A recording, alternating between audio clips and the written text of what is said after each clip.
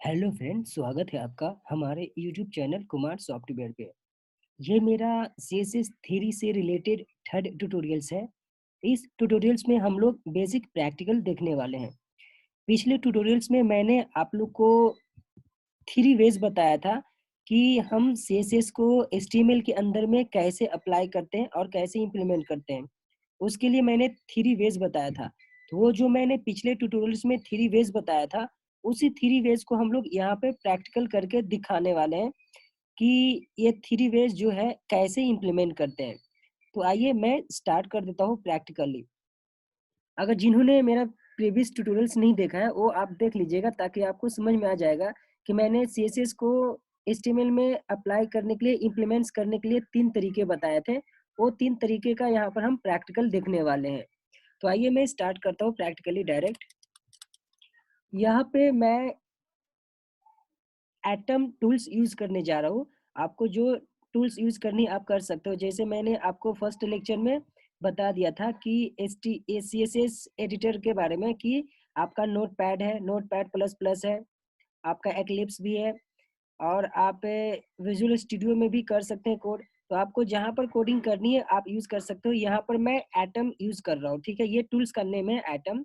अगर आपको ये एटम टूल्स यूज करनी है तो मेरे जावास्क्रिप्ट का जो सेकंड लेक्चर है वो आप देख सकते हैं। वहाँ पर मैंने अच्छे से बता दिया है कि हम इस एटम टूल्स को कैसे इंस्टॉल करते हैं और कैसे डाउनलोड करते हैं। मैं फुल फंक्शनैलिटी बता दिया है और वहाँ पर मैंने लिंक भी दे दिया है, वहाँ से आप डायरेक्ट डाउनलोड करके इंस्टॉल कर सकते हो। क्लियर है? तो चलिए मैं प्रैक्टिकली स्टार्ट करता हूँ।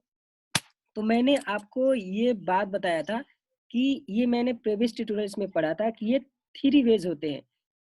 सीएसएस को एचटीएमएल में इम्प्लीमेंट करने के लिए तीन तरीके होते हैं। पहला आपका होता है इनलाइन स्टाइल।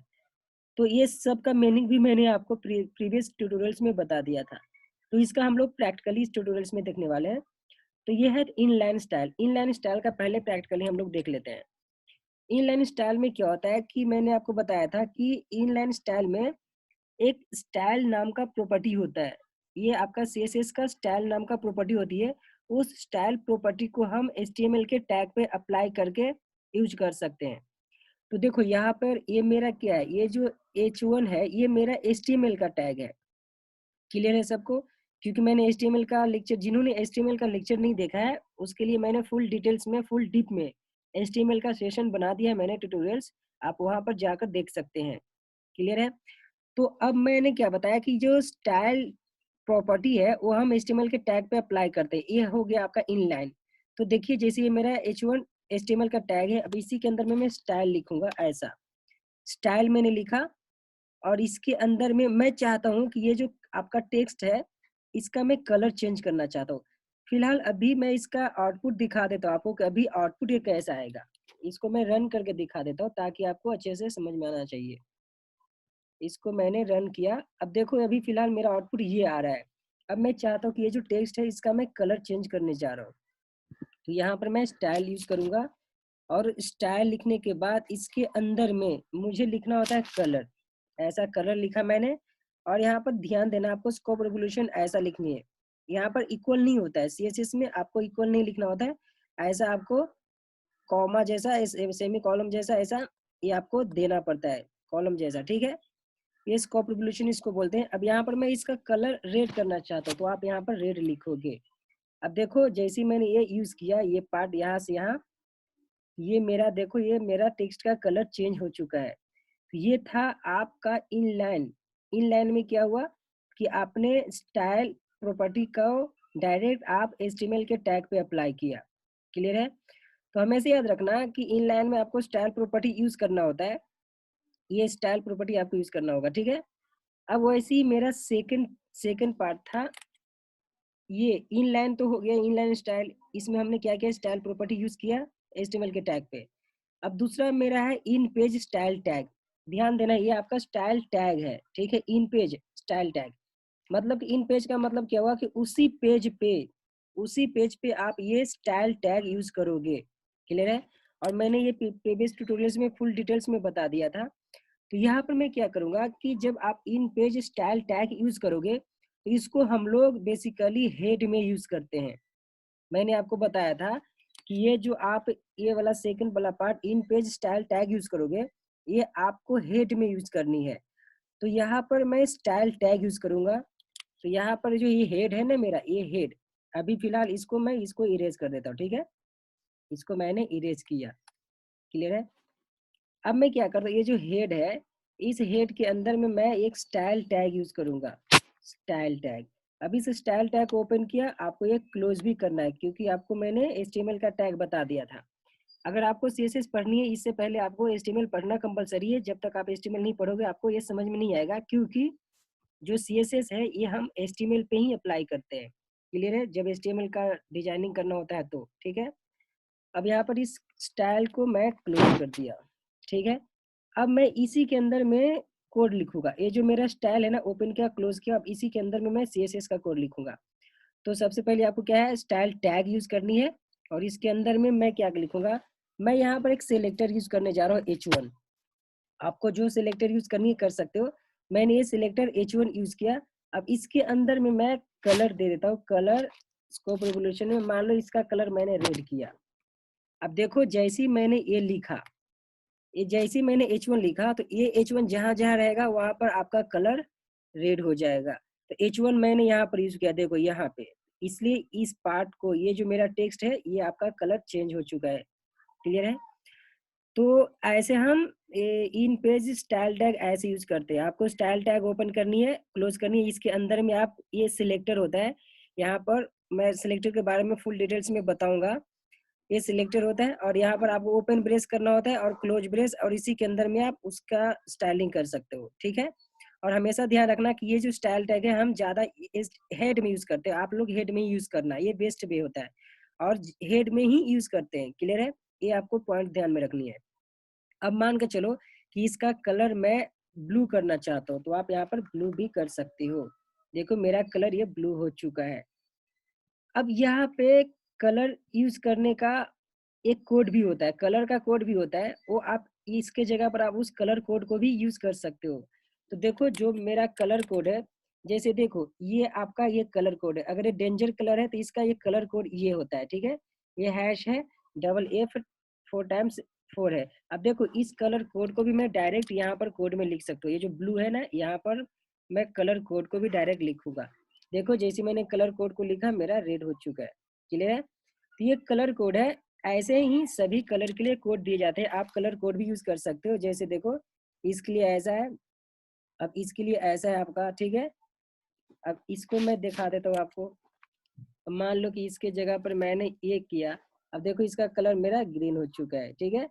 तो आप कलर कोड भी यूज कर सकते हो या फिर यहाँ पर कलर का नेम यूज कर सकते हो। कलर का नेम कौन कौन सा है, जैसे yellow, red, blue, green, white, बहुत सारे कलर्स का नेम है, ये आप यूज कर सकते हो यहाँ पे। आई होप कि आपको ये पॉइंट समझ में आ चुका होगा कि हम इन पेज स्टाइल टैग कैसे यूज करते हैं। अब मेरा थर्ड पार्ट है। थर्ड मेरा, ये जो थर्ड है मेरा, ये वाला पार्ट, एक्सटर्नल स्टाइल शीट। अब इसका हम लोग प्रैक्टिकली देख लेते हैं।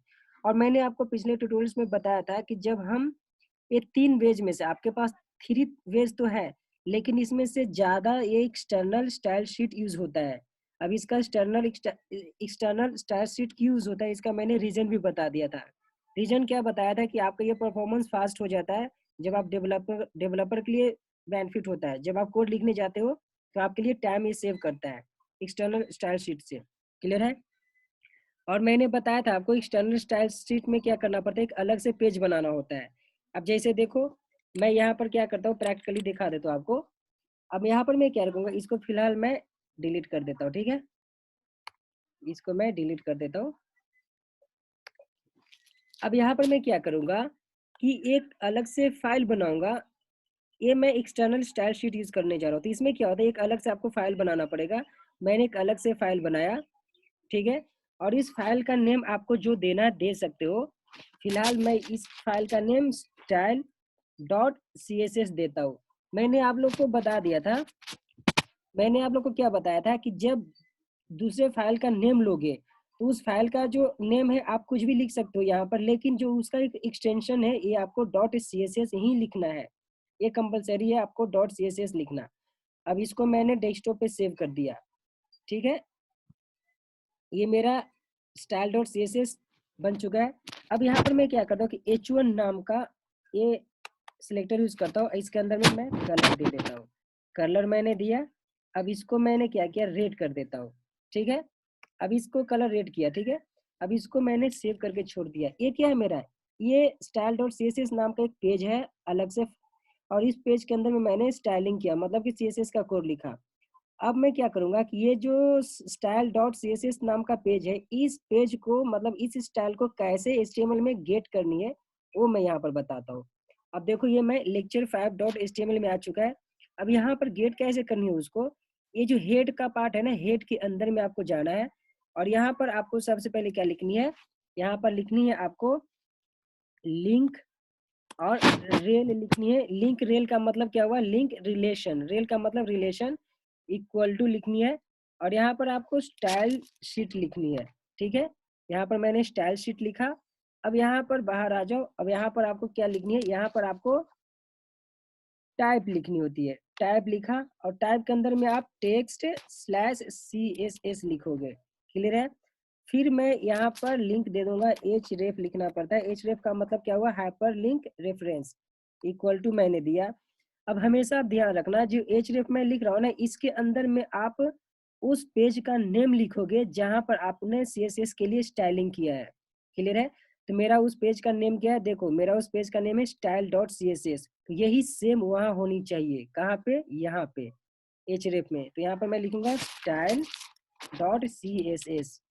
अब देखो जैसे ही मैंने style.css लिखा, तो उसके अंदर में जो मेरा कलर था वो यहाँ पर यूज हो चुका है, मतलब कि इफेक्ट हो चुका है। ठीक है, तो ये जैसे ही मैंने लिखा, तो ये मेरा H1, जहां जहां मेरा H1 रहेगा वहां पर मेरा कलर रेड हो जाएगा। जैसे देखो यहाँ पर H1 था, इसका कलर रेड हो गया।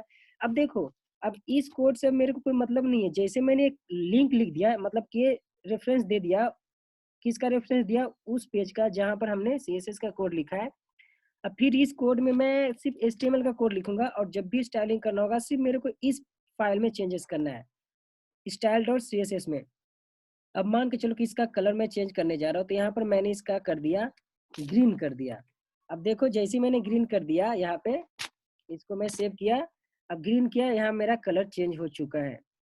आई होप कि आपको ये पॉइंट समझ में आ चुका है कि हम एक्सटर्नल स्टाइल शीट कैसे यूज करते हैं। तो यहाँ पर मैंने आपको एक पॉइंट और बताना चाहूंगा कि एक्सटर्नल स्टाइल शीट यूज करने से बेनिफिट क्या होता है। मान के चलो, ध्यान देना कि मान के चलो कि आपने क्या किया कि ये जो मेरा HTML का फाइल है, ऐसे ऐसे आपने 10 HTML फाइल ले लिया। क्लियर है, और अगर आपका style sheet external style sheet नहीं होता, तो क्या करते हैं आप कि जितने भी 10 HTML का फाइल है उसके अंदर में जाना पड़ता है, और आपको कुछ चेंजेस करनी होती तो आप उसके अंदर में जाकर चेंज करना होता। जैसे ऐसे ऐसे मेरे 10 HTML फाइल है, और मुझे कुछ डिजाइनिंग करनी है, तो सभी फाइल में जाकर मुझे चेंजेस करनी होती है। लेकिन अब मेरा एक्सटर्नल स्टाइल शीट यूज करने से बेनिफिट क्या है कि मान के चलो कि आपके पास कितना भी HTML का पेज क्यों ना हो, अगर आपको उसका स्टाइलिंग करनी है तो एक हम अलग से फाइल CSS का बना लेते हैं, और इसके अंदर में ही जो भी मैं लिखूंगा ऑटोमेटिक 10 की 10 फाइल में आपका चेंजेस हो जाएगा। तो इससे आपका टाइम बच जाता है, टाइम सेव होता है, तो इससे डेवलपर के लिए परफॉर्मेंस फास्ट हो जाता है। आई होप कि आपको ये पॉइंट समझ में आ रही है कि अगर मान लो कि सेम रिक्वायरमेंट है, 10 की 10 फाइल में आपका सेम रिक्वायरमेंट है, और सब में ही आपको कलर चेंज करनी है, तो हम एक ही पेज से कलर चेंज कर सकते हैं। उसके लिए ऐसा ये लिंक देना होता है। क्लियर है, आई होप कि आपको ये ट्यूटोरियल समझ में आ चुका होगा। अब हम नेक्स्ट ट्यूटोरियल्स में देखेंगे कि बैकग्राउंड कलर कैसे यूज करते हैं। ये तो मैंने कलर बता दिया, कलर कैसे यूज करते हैं। अब नेक्स्ट ट्यूटोरियल्स में हम लोग बैकग्राउंड कलर यूज करके देखेंगे, तो वो भी ज्यादा आपके लिए इंपॉर्टेंट है, क्योंकि बैकग्राउंड सिर्फ कलर ही नहीं बताऊंगा, बैकग्राउंड के बहुत सारे प्रॉपर्टी होती है। बैकग्राउंड एक प्रॉपर्टी है, उसके अंदर में बहुत सारे कुछ अप्लाई किया जाता है। ठीक है, तो हम सब बताऊंगा वो। ठीक है, आई होप कि आपको मैंने जो भी बताया ये आपको समझ में आ चुका होगा। Thank you, bye bye.